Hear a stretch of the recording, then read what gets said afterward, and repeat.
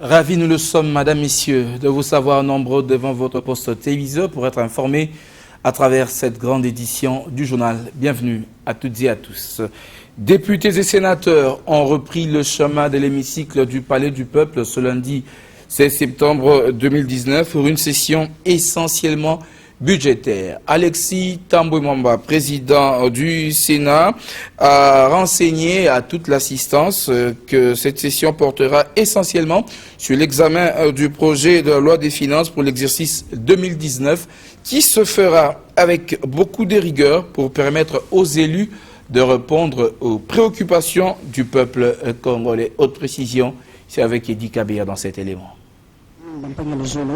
Conformément aux dispositions des articles 115 de la Constitution et 64 du règlement intérieur, l'Assemblée nationale ouvre ce lundi 16 septembre 2019 sa session ordinaire de septembre 2019. Une session essentiellement budgétaire de septembre 2019. Une session essentiellement budgétaire dans toutes les deux chambres. Dans son discours, la speakerine de l'Assemblée nationale a invité donc le gouvernement à une politique budgétaire prudente en vue d'éviter les déficits susceptibles de perturber les équilibres macroéconomiques encore fragiles. Pour Janine Mabunda, il est plus que temps d'espérer un décollage programmé, planifié et projeté vers un horizon accessible et repérable pour tous citoyens. Aux députés nationaux, Janine Mabunda les a tous appelés à prendre une part active aux travaux parlementaires afin de travailler pour l'intérêt du peuple. Outre le projet du budget pour l'exercice 2019, les rapports de la Commission électorale nationale indépendante sur l'état d'avancement du processus électoral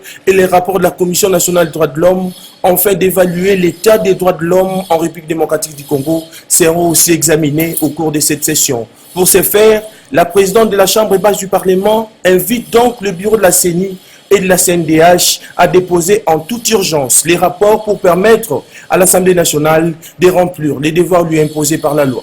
La loi sur la reddition des comptes, l'accélération de la mise en œuvre de la Caisse nationale de péréquation pour une mise en œuvre effective de la décentralisation seront aussi à l'ordre du jour de cette session. À la Chambre haute du Parlement, Alexis Tambwe-Mwamba a fait savoir aux élus des élus que la loi des finances pour l'exercice 2019 sera examinée avec beaucoup de rigueur afin de permettre aux sénateurs de répondre aux aspirations profondes du peuple.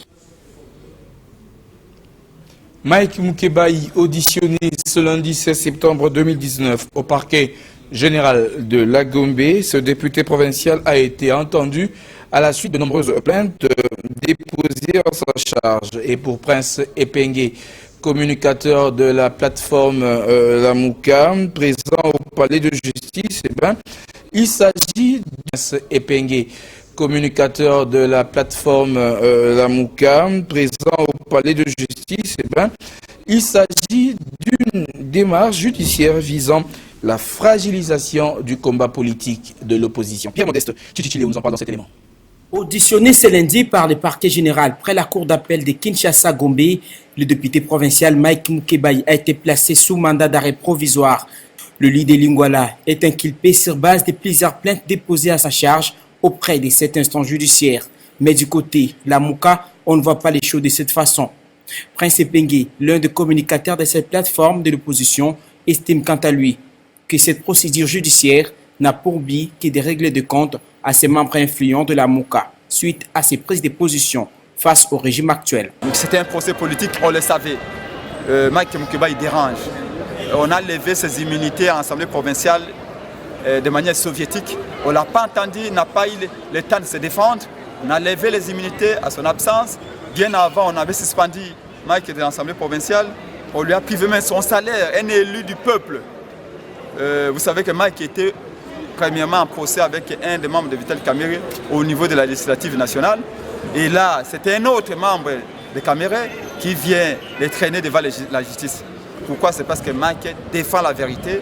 Mike est aux côtés du président Fayulu. Il faut lui payer sa liberté de parole.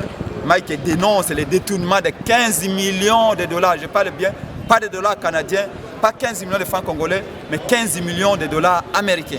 Vous savez ce qu'on peut faire avec 15 millions? On peut construire des centaines d'écoles, on peut payer plus de 30 000 enseignants. Cet argent a été décaissé et tout porte à croire que c'est la présidence de la République qui a bouffé cet argent. Et Kamere vous dit, lui, il est saint des saints. Il n'a pas vu, il n'a même pas senti l'odeur. Félix, lui, brille par le silence. Mais l'argent aurait été décaissé de la banque.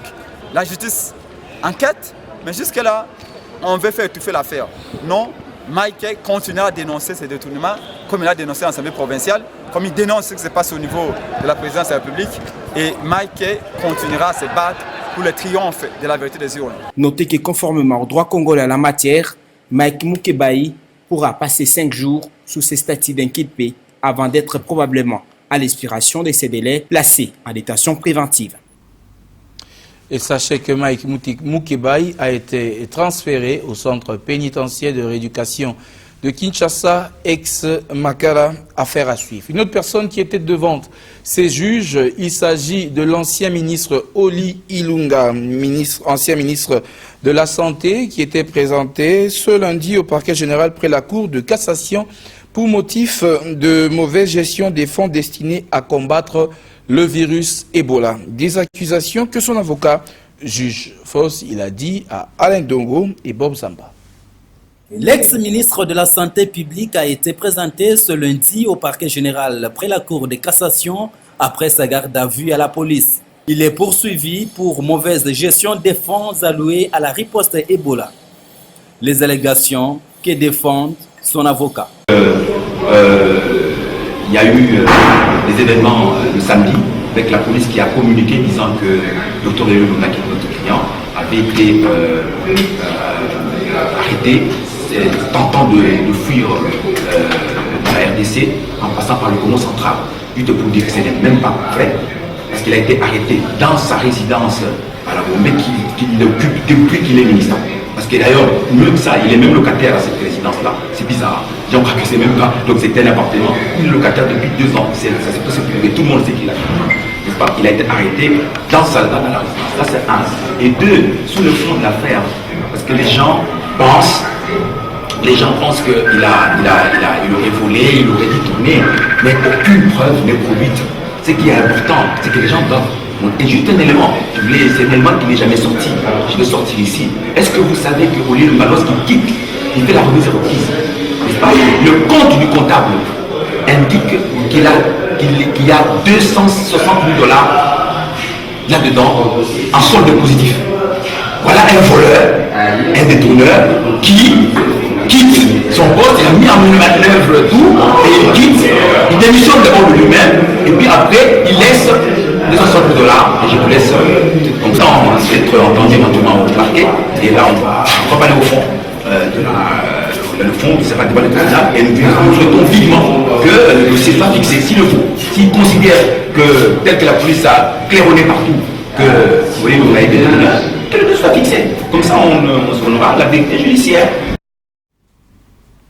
Eh bien, parlant de ce sit-in qui a eu lieu ce lundi 16 septembre 2019 devant le siège de la mission des Nations Unies au Congo, sit-in mené par le mouvement des indignés sur la situation sécuritaire en République démocratique du Congo. Le but de ce sit-in est d'exiger le départ de la mission onusienne au Congo qui a déjà fait 20 ans d'existence en République démocratique du Congo, mais un bilan du reste jugé négatif par cette structure. Grâce Ekanga, Bob Zamba nous en parle.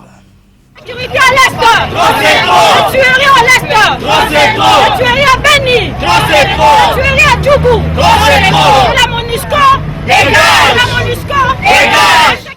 Banderole en main, affiche calico sur lesquels on pouvait lire 20 ans d'incompétence, MONUSCO dégage. Le mouvement citoyen dit des indignés sur la situation sécuritaire en RDC a assiégé ce lundi 16 septembre 2019 le quartier général de la mission onusienne dans la commune de Gombe. MONUSCO est venu pour épauler le gouvernement qui n'arrivait pas à sécuriser le pays. Les missions de la MONUSCO étaient la sécurité du pays. Il y a la guerre là-bas, il y a toujours des tueries là-bas. Qu'est-ce que la MONUSCO va nous dire? Il a failli à sa mission. Cette personne-là est évaluée à 0 qui part sauvager. Un sit-in réussi en dépit des intercalations des éléments de la police commis à ces sièges.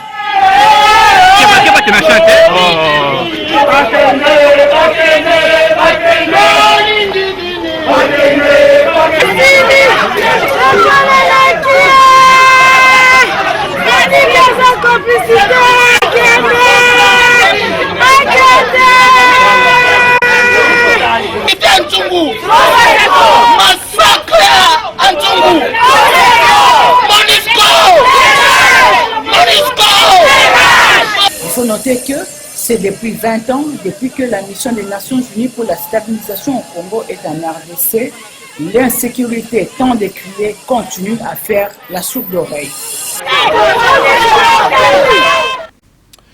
Parlons de la journée internationale de la démocratie, journée célébrée le dimanche 15 septembre 2019, occasion pour Martin Fayulu, président du parti politique Engagement pour la citoyenneté et le développement, d'appeler le peuple congolais à une mobilisation totale pour poursuivre le combat de la vérité et des urnes. Mimi Chloutété. À l'occasion de la Journée internationale de la démocratie, célébrée le dimanche 15 septembre dernier, le président du Mimi Chloutété.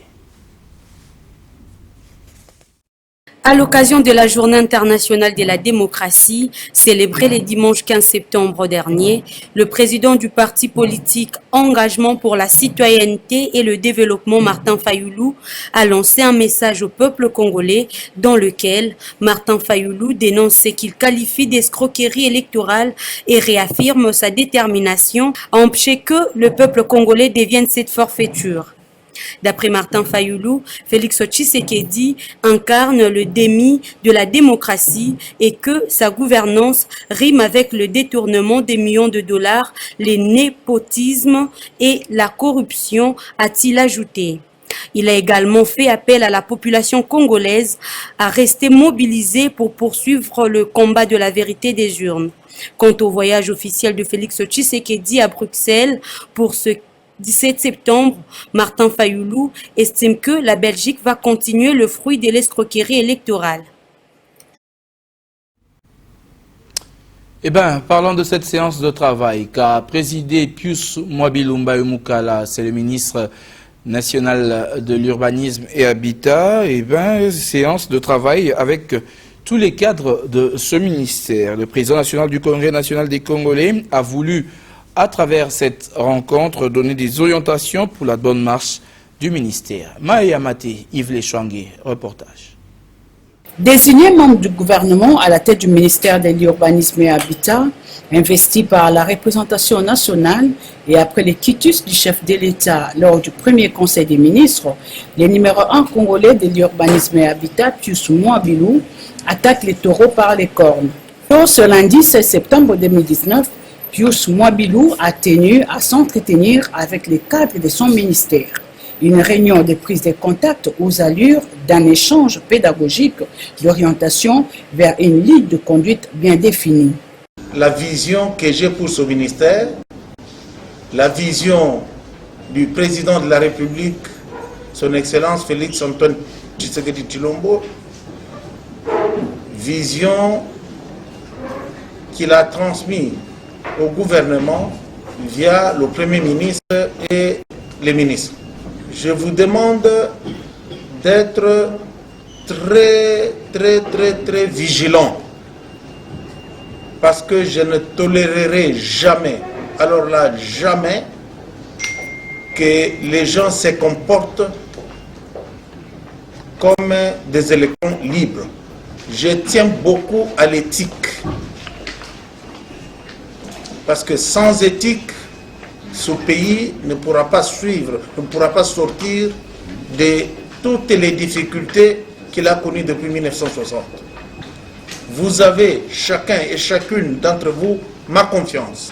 Je ne voudrais pas que vous vous comportiez comme si vous étiez chacun et chacune un petit ministre dans son coin, gérant ses petits dossiers dans son coin.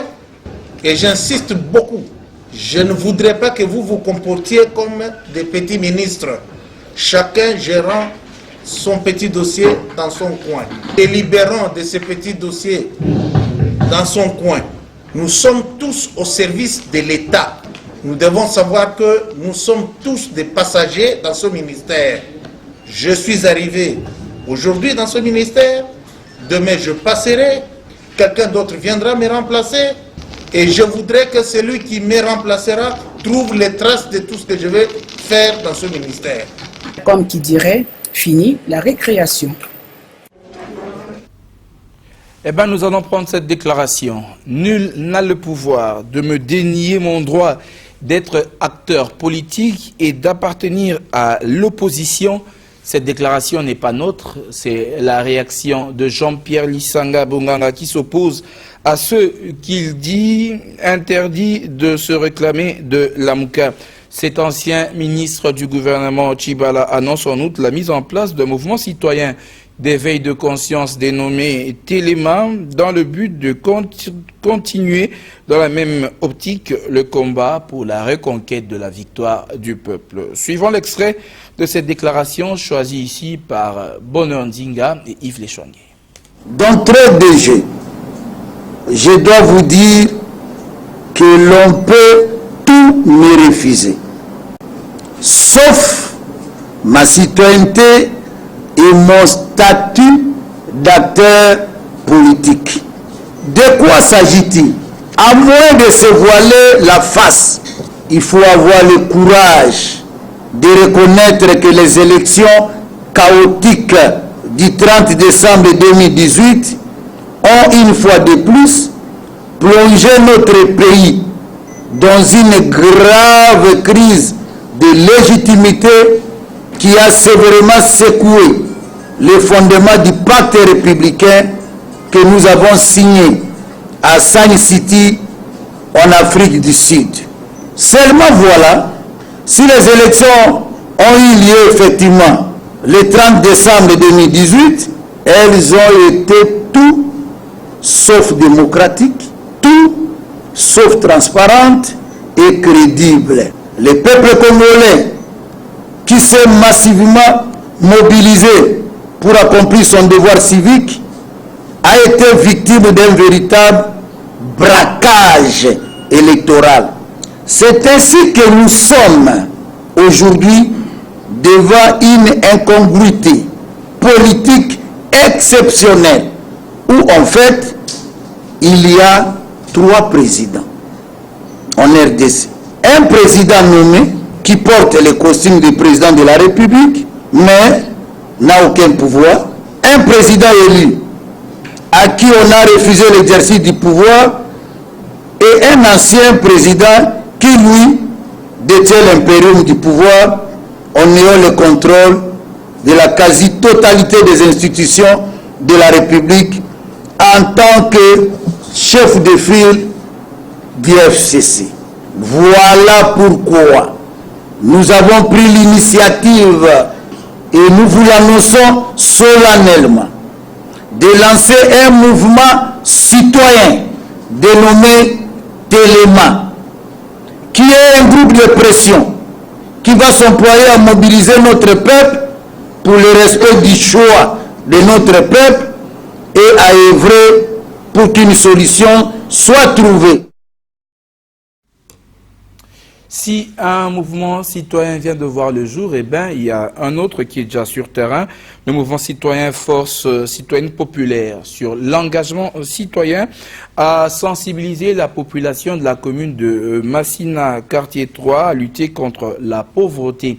Similar Kanda, coordonnateur du FOSIP, a invité toute l'assistance à des initiatives locales. Émile Mouyaya, Anstoni, reportage.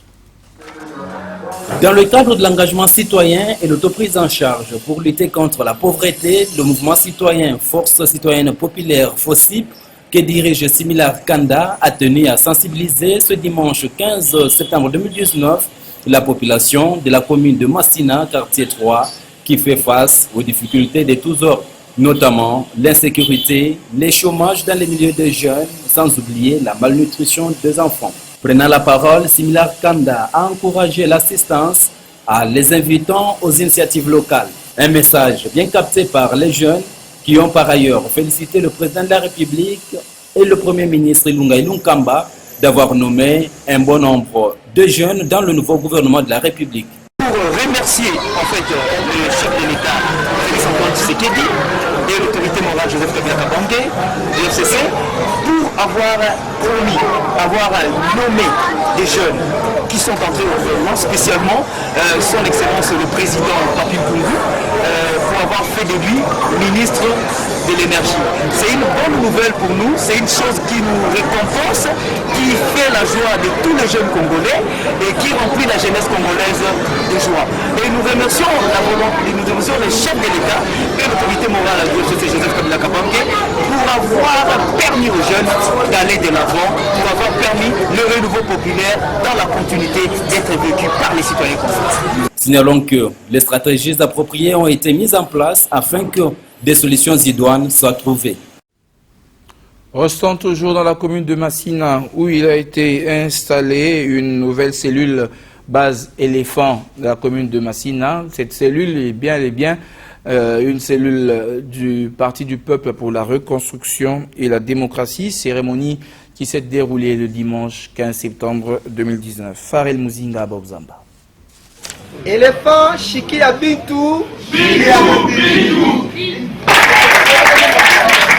Ils sont venus de tous les 21 quartiers qui constituent la commune de Massina et ce sont les membres de la cellule de base éléphant, cette cellule du PPRD de ces coins de la capitale.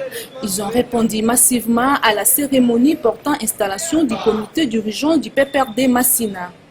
Ces jeunes ont profité de cette occasion pour soumettre leurs préoccupations auprès de leur coordonnateur national, Joe Malanga, à travers une séance de questions-réponses. Très satisfait, le coordonnateur national d'expliquer ici les objectifs poursuivis par la cellule de base éléphant. Nous sommes réunis ici dans le cadre de notre cellule de base qui est la cellule éléphant. On est venu installer nos représentants dans la commune de Massina. La cellule de base éléphant, c'est une cellule qui œuvre pour les actions du gouverneur Gentilly Ngobila pour sa visibilité. La cellule de base éléphant est là pour rapporter l'information de la base au niveau du parti de façon à améliorer les social des Congolais, de façon à améliorer le développement de notre pays.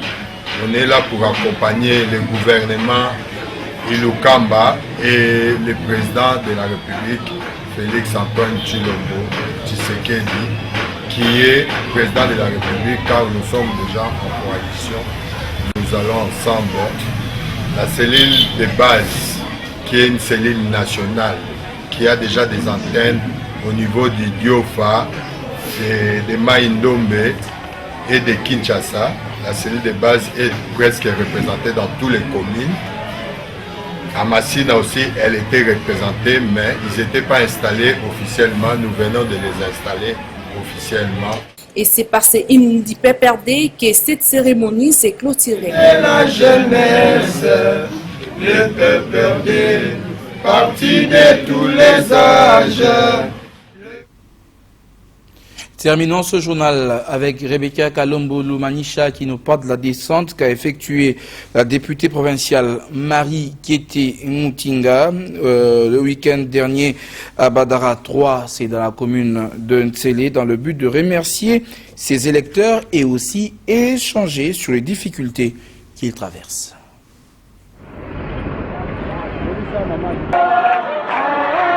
Elle se veut être une femme de terrain. Marie Kété Moutinga a communié avec sa base de Badara 3 le week-end dernier afin de palper de plus près les difficultés dont cette population fait face. Une descente qui s'inscrit dans le cadre de ses vacances parlementaires. Le lit de l'Antsélé n'est pas venu main vide. Elle a apporté l'ouvareuse et le ballon pour le jeune, ainsi que le pagne pour le maman, question de leur témoigner sa gratitude. Il y a comme on a que malgré difficulté, malgré passe, malgré banzela na biso badareza malamuté, malgré maï ezaté. Je suis heureuse de constater que malgré les multiples difficultés dont vous faites face, continuez à me faire confiance. On a changé couleur.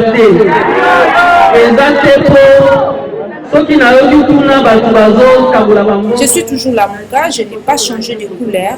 Nous savons que vous traversez des moments difficiles où vous manquez à manger, de l'eau et de quoi vous soigner. C'est pourquoi je vous apporte un message de paix et de persévérance. Ezali message ya elikia, ezali message ya persévérance, ezali message ya komonda musika. Un geste vivement salué par le bénéficiaire.